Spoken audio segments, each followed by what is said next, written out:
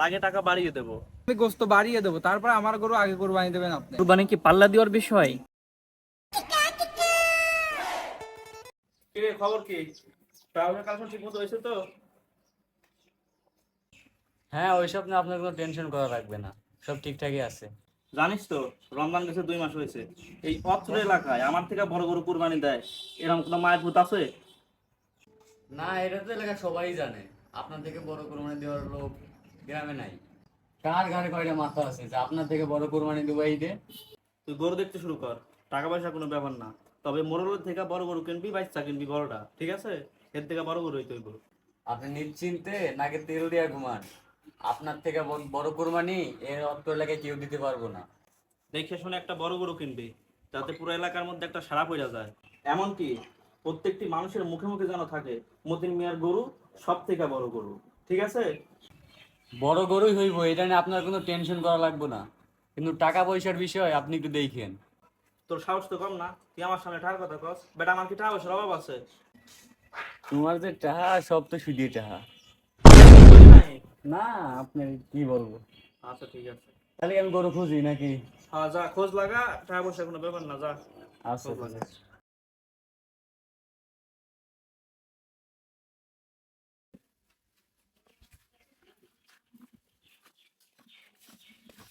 কি অবস্থা ওইদিককার? হে মোরল সাহেব, ওদিককার কোনো আপনি টেনশনই করেন না, ওদিককার সবকিছু ঠিকঠাকই আছে। বয় তুই, কোরবানির ঈদ তো মনে কর চলে আসলো, আর কিছুদিন বাকি আছে। আর তুই তো জানিসই অত্র এলাকার নাই, আমি প্রতিবারই কোরবানি দিই। এবার একটা বড় কোরবানি দেওয়া লাগবে, তুই সেই ব্যবস্থাটা কর। গরু, ওটা তো কোনো ব্যাপারই না। শোন, তুই যেটা বুঝিস না ওটা নিয়ে কথা বলবি না। ব্যাপার ছিল না, কিন্তু ওই যে স্যাঁচরা মেম্বার আছে না, ও শুধু আমার সাথে পাল্লা দিয়ে গরু কেনে। এবার আমি কোরবানি দেবো, তো আমার গরু সবচেয়ে বড় হওয়া লাগবে, তুই সেই ব্যবস্থাটা কর। মোরল সাহেব, আমি তো আছি, আপনি কোনো টেনশনই করেন না, আপনি খালি খাবেন আর ঘুমাবেন। তুই যে কি করতে পারিস ওইটা আমি কালেকশনে বুঝতে পারি। আপনি ওইসব কোনো টেনশনই করেন না, এবার বড় গরুই কিনতেছি, টাকা পয়সার ব্যবস্থা করুন। তোর তো সাহস কম না রে, তুই আমার সামনে টাকার কথা বলিস? অত্র এলাকার ভিতর আমার যে সুদের টাকা পড়ে আছে, এই দের আগে সব টাকা তুই নিয়ে আসবি কোরবানিবার বড়। আপনি যাদের টাকা দিচ্ছেন তারা বেশিরভাগই গরিব মানুষ। না না, আমি তো অত কিছু শুনতে চাচ্ছি না। এই কোরবানি দিয়ে আমার সুদের টাকা লাগবেই। এবার গরু বড়, এবার কোরবানি বড়। তুই দেখ ব্যবস্থা কর।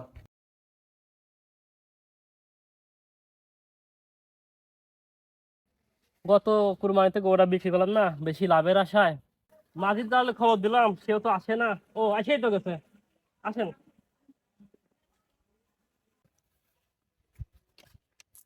কে ভাই, খবর দিছিলেন? খবর কি? ওই যে একটা গরু আছে বললাম না, এবার দিয়ে বিক্রি করে দেওয়া লাগবে। ও, গরু। আমার কামই এই গরুর কাম। আমার নাম হইলো মাঝির দালাল, আমি গরু বেচা কিনাই করাই আমার কাম। সে কোন গরু কি দেখাবেন না? অবশ্যই গরু দেখাবো, গরু দেখাবো না কেন?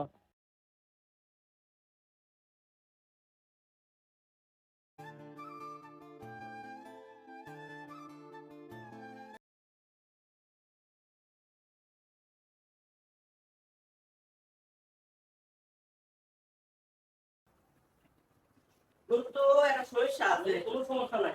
না, দেন গরু দেই 1 কেজি। আপনি তো বললেন গরুর কোনো সমস্যা নাই, কিন্তু গরুর তো 1 কেজি, এই গরু তো বিক্রি করতে গেলে অনেক সমস্যা হবে। কারণ ভাই ধান গত ঈদে বিক্রি করতে পারে না, এবার গরু আর বেচাই লাগবে, বুঝছেন ভাই? যেভাবে গরু বেশি দেন। তাহলে কোনো সমস্যা নাই, গরু আমি বিক্রি করে দিচ্ছি। আমার কাছে পার্টি আছে।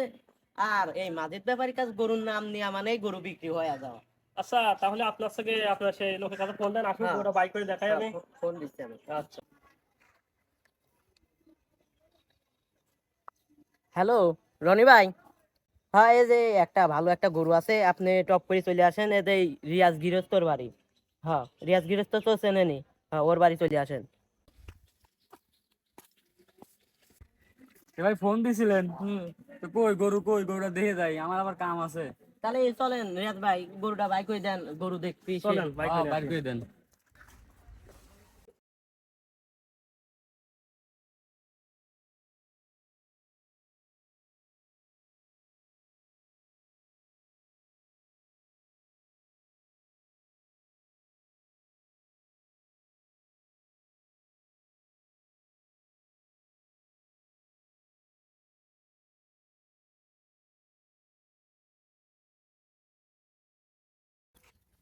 কি গরু দেখালে? গরু তোমার হচ্ছে ছোট ছোট, মেম্বার আবার কি নাকি কয়। তুমি কি কও গরু ছোট? তোমার কি গরু সম্পর্কে কোনো ধারণা আছে? এই গরু যদি ছোট হয় তাহলে বড় গরু কোন দিকে? এই পত্ত এলাকার ভিতর সবচেয়ে বড় গরু এই দিকে, সেই জন্যই তোমার ডাক দিয়েছে। আমার তো ভয় খালি মেম্বারের নিয়ে, তার যদি পছন্দ না হয় আবার। না পছন্দ হবে না, অত এলাকার ভিতর সবচেয়ে বড় গরু। তাহলে কত কেম্মাস আসছে? তুমি হেনে খারাপ গরুটা ভালো করে একটু দেখতে লাগো, আমি কোথাতে আসছি তো। আচ্ছা দাও, কথা দাও। হ্যাঁ এইটু ফাঁকে আছেন, আপনার সাথে কথা আছে। তাহলে গরুর দাম কেমন আপনি? গরুর দাম এখন 1.5 লাখ টাকা দিয়ে নেন। 1.5 লাখ টাকা? এই গরু 1.5 লাখ টাকা? আপনি তো জানেন গৃহস্থ দেখলো, গৃহস্থ তো দেখে ফেলতে সমস্যা আছে। গরু গরু 1.5 লাখ টাকা অভিমানে আপনি 1 লাখ টাকা নিয়েন। 1 লাখ টাকা? আচ্ছা আপনার 5 টাকা ছাড় দিয়েন, আর হচ্ছে আপনার গায়ে অফিসে দেবো না আমি। আচ্ছা তাহলে আচ্ছা তা আমি ওর সাথে কথা বলে দেখছি। আচ্ছা কথা বলেন। এদিকে আসেন, গরুর দাম কেমন কি করছি। গৃহস্থ 1,20,000-এর নিচে বেচবি না নে, দেখলেন তো গরু ভালো গরু, ইচ্ছে ভালো গরু আর পাবেন না নে। গৃহস্থ 1,20,000-এর নিচে বেচবি না নে। আর আমি তো আজকে হাটে যাই নাই, আমার ব্যাপার স্যাপারটাও দেখে না। এখন আপনি মেম্বার কাছে ফোন লাগান। আচ্ছা তো দাঁড়ান, আমি মেম্বারের সাথে কথা কে নি। মেম্বার সাহেব, ওই যে গরুটা এটা পাইছি, দয়ের গরুই তো, 1.5 লাখের নিচে মনে হয় দিবি না নে। হ, গরু বড় আছে, সেরা গরু, সমস্যা নাই। আরে বেটা, টাকা পয়সা কোনো ব্যাপার তুই জানোস না? আর গরু কি বড় আছে? হ্যাঁ আচ্ছা ঠিক আছে।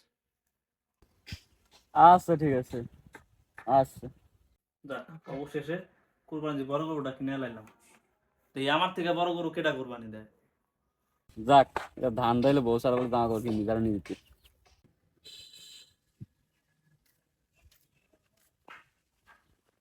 আরে আরিফ ভাই, হ্যাঁ ভাই। আমার তো মোরল সাহেব কুরবানি দিবি, এরা বড় গরু লাগবে। হ্যাঁ ভাই, আমার কাছে গরু আছে। গরু কিন্তু বড় লাগবে, মোরল সাহেব বলে কথা। ভাই গরু তো আছে, এই অত এলাকার ভিতর তো বড় কোনো গরু নাই। কালকে আমার সাথে তাটে যাবে না, এখন বড় দেখে কিনে দেবে না। আচ্ছা ঠিক আছে, তাহলে আমি কালকে হাটে যাবো না। আচ্ছা ঠিক আছে।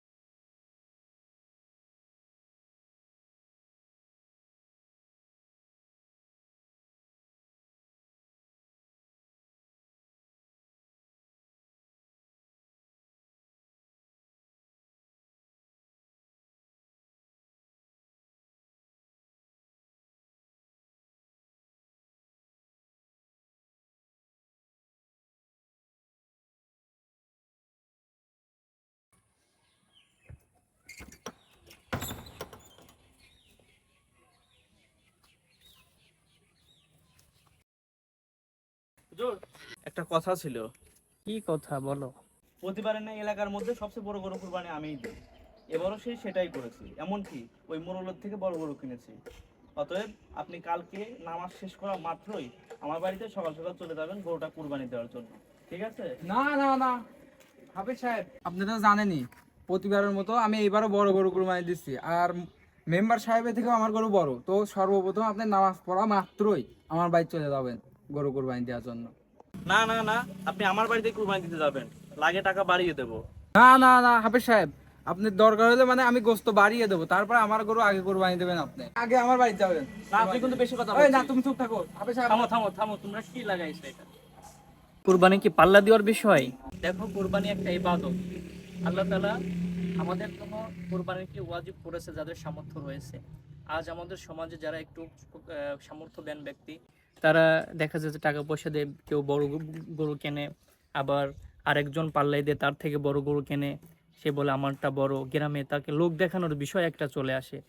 আসলে এটা তো ইবাদত নয়, এটাকে কোরবানিকে বলা হয় না। এটা কোরবানি, এই কোরবানি আল্লাহর দরবারে কবুল হবে না, কারণ আল্লাহ তাআলা বলতেছেন যে লা ইয়ানালাল্লাহু লুহুমুহা ওয়ালা দিমাউহা ওয়ালাকি ইয়ানালুহু তাকওয়া মিনকুম।